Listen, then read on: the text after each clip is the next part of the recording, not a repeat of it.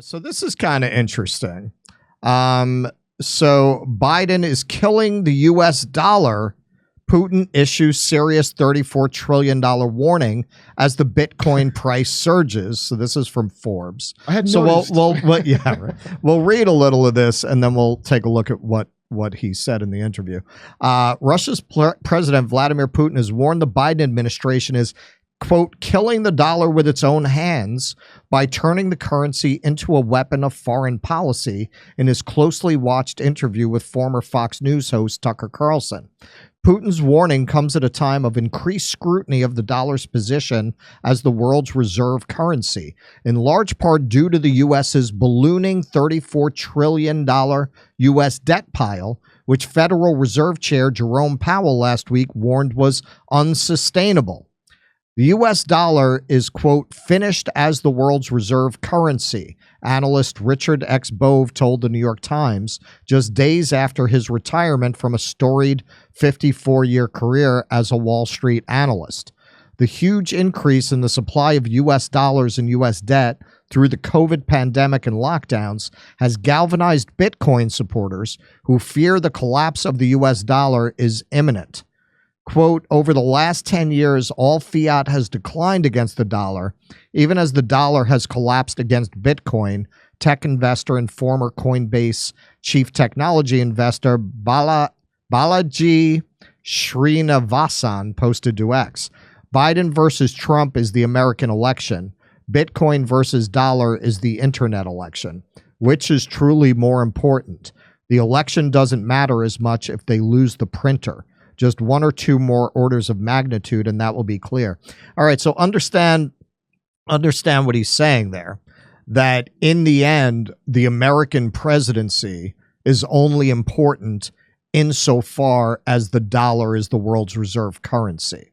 He's essentially saying what matters more is what currency winds up being dominant, Bitcoin or the dollar, and that if the dollar collapses, who cares who wins the American presidency? That in the end, it's all about the dollar. And I am just going to say, not to take a victory lap, but to point out the absolute madness of what the Biden administration did. I am no economist. Have no training in economics. I take an interest in it. I read articles about economics, but I'm certainly no expert. And one of the first things I said when this happened and they decided to weaponize the dollar is this is playing right into Russia's hands, because you are undermining faith in the U.S. dollar. Once you weaponize it, you make all the countries around the world that are using it as a safe, stable currency say, hey, the U.S. can always turn on me if I'm using the dollar. They can always use the dollar, weaponize it against me in order to enforce their increasingly disturbing, insane, genocidal, and World War III risking policy. Shit, you know, that yuan is starting to look pretty good now. So and it did immediately. You started seeing countries take actions immediately with that fear, right? Yeah. Right. They China's Union Pay, which had been a backwater system, started to become a preferred payment method. That was what Russia did to get around being cut off from SWIFT, which is the payment system dominated by the dollar. You started to see the petrodollar lose its dominance. You're starting to see oil producers take the yuan, and also, as Putin points out in this, the ruble as well. The whole Russian economy was supposed to collapse. The Russian economy is doing great. It's actually doing better than it was before.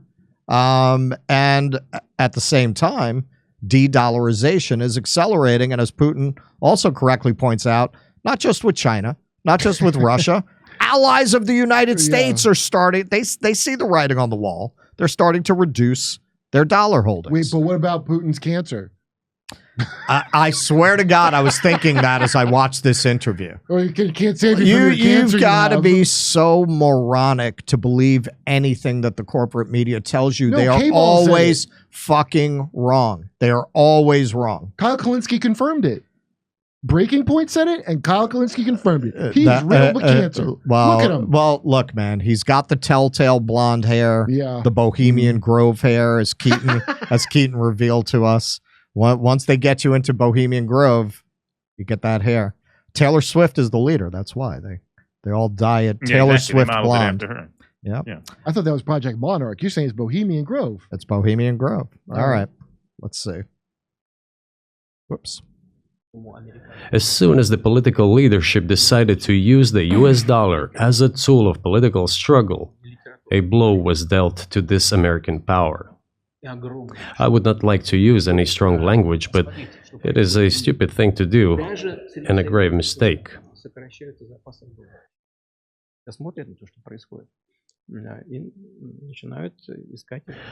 Look at what is going on in the world. Even the United States allies are now downsizing their dollar reserves. Seeing this, everyone starts looking for ways to protect themselves. But the fact that the United States applies restrictive measures to certain countries, such as placing restrictions on transactions, freezing assets, etc., causes grave concern and sends a signal to the whole world. What did we have here? Until 2022, about 80% of Russian foreign trade transactions were made in US dollars and euros.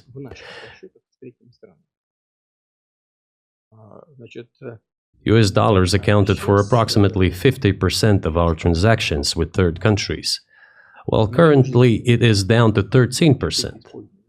It wasn't us who banned the use of the US dollar.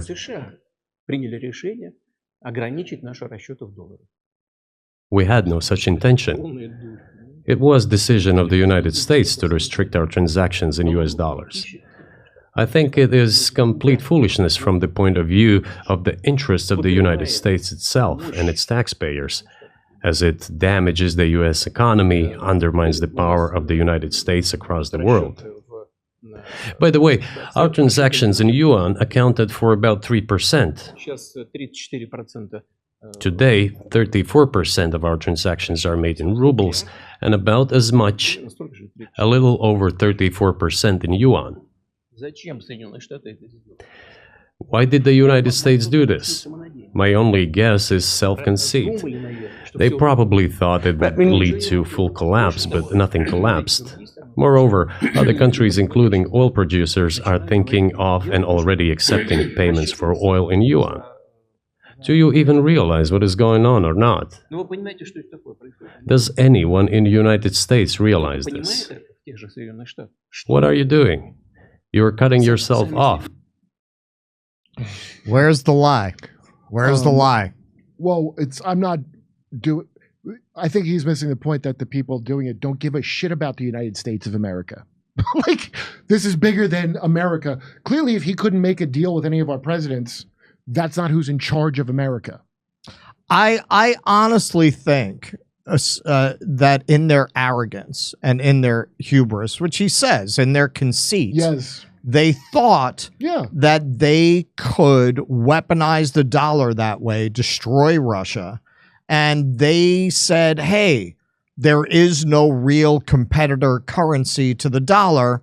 So basically, where else are you going to go? Yeah, I think they convinced themselves of that. And 100%. That's typical of the arrogance of an empire in decline, to make these kinds of horrible strategic blunders that wouldn't have been blunders 50 years before, but they don't realize the times have changed. Yeah, Keaton.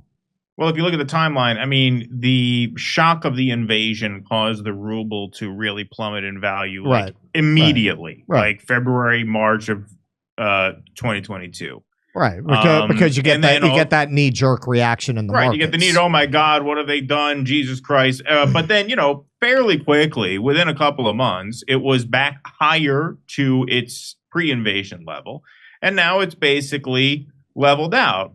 And when you look back at it, it shouldn't be too shocking that Vladimir Putin, whatever you think of him, had more foresight than Joe Biden. right? I mean, look at the intellectual disparity here. You're talking about a debate between Biden and Trump. Imagine a debate between Biden and Vladimir Putin, right? I was. See, I mean, who would you bet on in a chess match? I mean, it's not even close.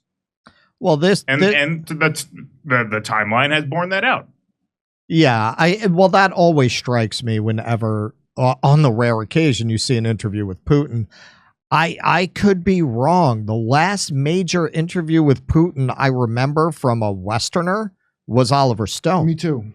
Right? I don't know that any Westerner has really done an in-depth interview with him since then. That'd be platforming. That would be platforming, yes. That would be platforming. What always strikes me whenever he's interviewed is he seems very sensible, very reasonable.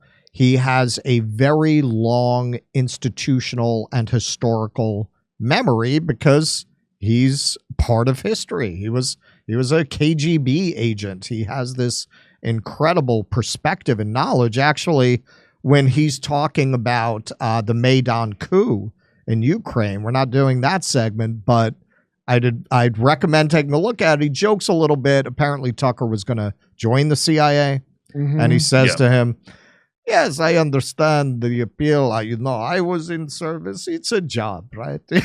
Yeah, right.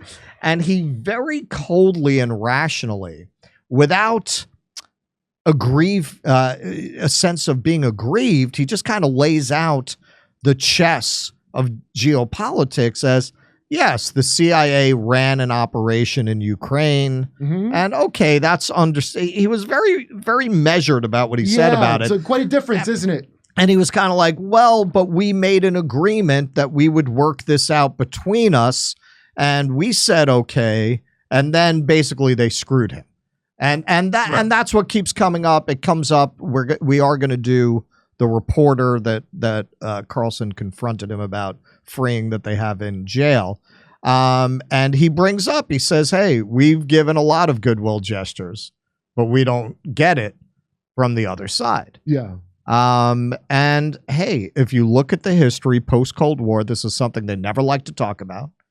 We promised we were not going to move 1 inch to the east. We didn't have a contract. We did that. Well, that's what they'll always hit you with. Shit country it wasn't. Do business that it way. wasn't signed. And then something people never deal with is we did the disaster capitalism on them. As soon as the Soviet Union collapsed, Goldman Sachs went in and raped that country. How do you think you wound up with Putin in the first place? There was a moment at the end of the Cold War where Russian enthusiasm for joining the West was very high. It was a moment when the United States image in the world was very favorable. Blue jeans, rock and roll. They wanted to jump on board with all that. And we fucked them. We fucked them. And very quickly, they're trading tires for eggs. Now, we're going to do that. Now Putin comes along, a strong man who says he's going to put things back. And so what are they going to pick? He did do that. Goldman Sachs or Putin? And yes, he did. We're going to be the Soviet Union now. Like, what was the country like under Yeltsin, who we supported, who we propped up? You can go back. You want to talk about interference in elections? Go back. You can look up the articles about how Clinton sent millions of dollars to Russia and sent his own political operatives to make sure that Yeltsin would win the election, in an election so crooked that Chechnya, which was being bombed at the time, was recorded as voting over 60% for Yeltsin. So you want to talk about election interference? There's quite a history of our interference. Okay. So of course they turned to Putin. What did we offer them that would make them not choose that?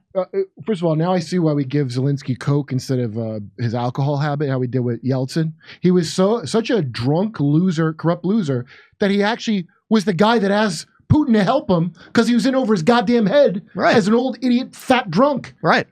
And we got him reelected. I thought America, I used to joke that we're in our fat Elvis years now, you know? Like we think we know karate, and we have a DEA badge we shouldn't have. Yeah. We just pull people Yeah. over, but we're not even that good.